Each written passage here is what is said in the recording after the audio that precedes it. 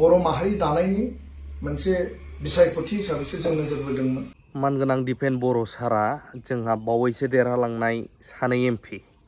सासे जयन्त बसुमतारी सार आरो सासे दिलीप सयखिया बिथांमोननि सायाव मा बिबुंथि होखो आरो जोबनायनि सिगांसो आं मोनसे बिबुंथिखौ होगोन। नंगौ नङा नोंथांमोना थारैनो कमेन्टखौ होनो हागोन। दा बिथाङा मा बुंग्रोखो, मा फोसावदों आरो बर' हारिनि थाखाय मा UPPL आरो NDA-खौ जोङो मदद होनो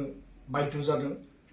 आरो कारना जाबाय जे दुलाराय बर' फरायसा आफादा बे बिसायख'थिखौ जोङो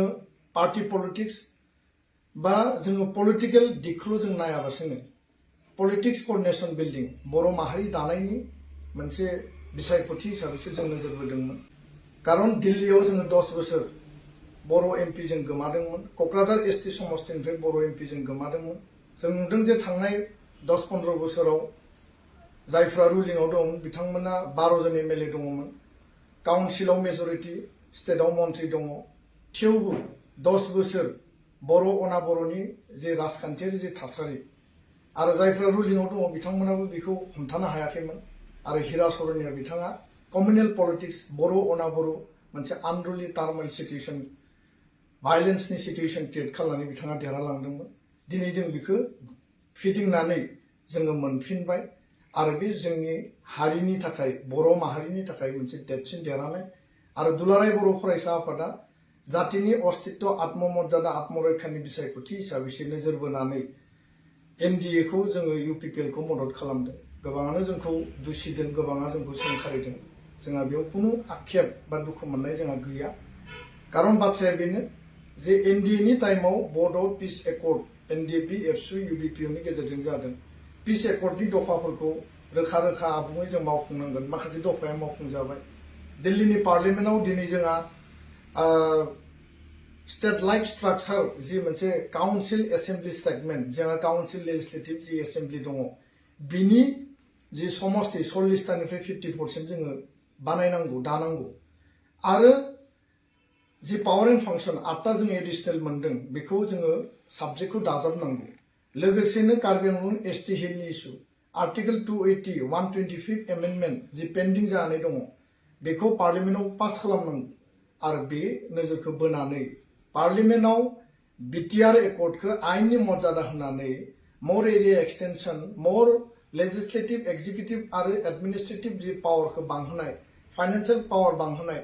साबजेक्ट पावार एन्ड फांसनखौ बांहोनाय, बेनो जोंनि जि बे एकर्डनि मेन अबजेक्टिभ। आरो बेखायनो दिनैनि टाइमाव जोङो सानै दिनै MP जों मोननो हाबाय।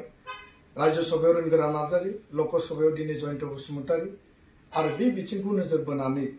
जि थांनाय समनि कम्युनेल पलिटिक्स दंमोन, बर' अनाबर'नि पलिटिक्स दंमोन, बे दिनै जोब्बाय आरो दिनै सान्ति पिसफुल मोनसे परिबेस आरो बे पिसफुल परिबेसाव जोङो दिनै बर' हारि दानायनि, दाफामफिननायनि, निर्माणनि थाखाय जोङो आगान सुरदों। दिनैनि दुलाराय बर' फरायसा आफाद बर' हारिनि जि थांखि आरो उद्देश्यआ जाबाय बर' हारिनि आद्रा थानाय एजेन्डा इस्युखौ जोङो मावफुंलांनांगौ, BTR एकर्ड इमप्लिमेन्टेसन खालामनांगौ, सान्तिखौ जोङो जेब्लाबो बाहाल लाखिनांगौ, एकर्डनि गेजेरजों मोननाय अनुस्थान प्रतिष्ठान इनफ्रास्ट्राक्चार स्कुल, कलेज, इउनिभार्सिटि बेयाव जौगानायनि जिखिनि हाबाफारि दङ, डेभेलपमेन्टेल जिखिनि एक्टिभिटि दङ बेखौ लानानै जों हाबा मावलांनांगोन। जोङो नोजोर बोदों जे दिल्लीनि पलिटिक्सआ सानै जि MP बर' हारिया दिनै मोनबाय, बे जाबाय बर' हारि दानायनि पलिटिक्स जागोन। बेयाव खुनु पार्टी पलिटिक्सनि बाथ्रा फैनो नाङा, आं बे बाथ्राखौ बुंदों। काउन्सिलाव, स्टेटआव गावबागाव हानजाया पलिटिक्स गेलेगोन, जोंहा बुंनो गोनां गैया। खिन्थु दिल्लीयाव सानै MP-आ जेब्लायबो बर' हारि दानायनि BTR एकर्डनि आद्रा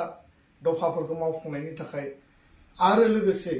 बर' हारिनि इस्यु एजेन्डाखौ लानानै बिथांमोना खामानि मावलांगोन, जोंहा गोथौयै आत्मबिश्वास दङ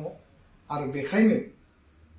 10 बोसोरनि जि मोनसे जोंनि आक्षेप, जोंनि जि खुद्रिनाय, जोंनि जि गोमानाय, बेखौ दिनै जों फुलफिल खालामनो हाबाय। जों नुदों दि दिनै दिल्लीयाव रावबो मेजरिटी मोननो हायाखै। एलायन्सनि दिनै NDA-नि सरकार थार्ड टाइमनि थाखाय मदि बिथाङा दानो थांगासिनो दङ आरो बेखायनो दुलाराय बर' फरायसा आफादा बर' हारिनि जानानै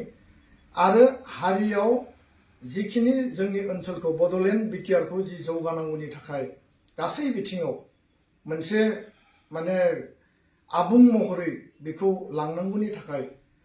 केबिनेट मिनिस्टार नङाबा मिनिस्टार अफ स्टेट दुलाराय बर' फरायसा आफादा बर' हारिनि जानानै जोङो दाबि दैखांदों आरो जों दाबि लाखि आरो लोगोसेनो UPPL दोलोनि मानगोनां चिफ आरो मानगोनां मन्त्रि आरो राज्यो सभानि MP बिथांमोनखौ आं खावलायगोन दोलोखौ खावलायगोन आरो बिथांमोना जाहाथे NDA नि एलायन्स पार्टनार हिसाबै जाहाथे बेखिनि दाबिखौ लाखि जोंनिफ्रायथ' दाबिया थागोनानो आरो NDA नि जाय मुरब्बी नरेन्द्र मदि आरो बिथांमोननि हान्जाखौ जोङो दाबि दैखांदों जाहाथे बेखिनि मर्यादाखौ जाहाथे होयो बेजों लोगोसे जोंनि जौगानाया जाहाथे रोखा जायो बिसायख'थिया जोबलांबाय कुनु बेयाव भायलेन्स जायाखिसै शान्ति परिबेशनि गेजेरजों डेम'क्रेटिक बयबो एक्सारसाइजखौ खालामबाय आरो दिनैनि समाव नर्मेल मोनसे टाइम आरो बेखायनो दुलाराय बर' फरायसा आफादा बर' हारिनि जानानै आरो हारियाव जिखिनि जोंनि ओनसोलखौ बड'लेण्ड बिटिआरखौ जि जौगानांगौनि थाखाय गासै बिथिङाव मोनसे माने आबुं महरै बेखौ लांनांगौनि थाखाय केबिनेट मिनिस्टार नङाबा मिनिस्टार अफ स्टेट दुलाराय बर' फरायसा आफादा बर' हारिनि जानानै जोङो दाबि दैखांदों आरो जों दाबि लाखि आरो लोगोसेनो UPPL दोलोनि मानगोनां चिफ आरो मानगोनां मन्त्रि आरो राज्यो सभानि MP बिथांमोनखौ आं खावलायगोन दोलोखौ खावलायगोन आरो बिथांमोना जाहाथे NDA नि एलायन्स पार्टनार हिसाबै जाहाथे बेखिनि दाबिखौ लाखि जोंनिफ्रायथ' दाबिया थागोनानो आरो NDA नि जाय मुरब्बी नरेन्द्र मदि आरो बिथांमोननि हान्जाखौ जोङो दाबि दैखांदों जाहाथे बेखिनि मर्यादाखौ जाहाथे होयो बेजों लोगोसे जोंनि जौगानाया जाहाथे रोखा जायो बिसायख'थिया जोबलांबाय कुनु बेयाव भायलेन्स जायाखिसै शान्ति परिबेशनि गेजेरजों डेम'क्रेटिक बयबो एक्सारसाइजखौ खालामबाय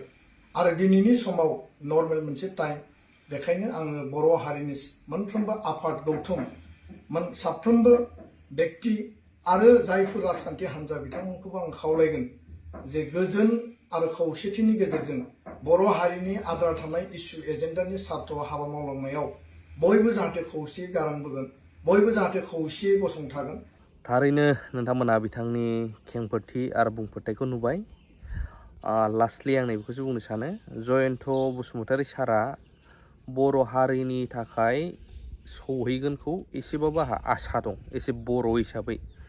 पार्लियामेन्टआव नाथाय दिलीप शइकिया सारा थारैनो जोंनि थाखाय पार्लियामेन्टआव भइस राइज खालामगोन ना सौगोन ना बे आंहा खिन्थु डाउट दङ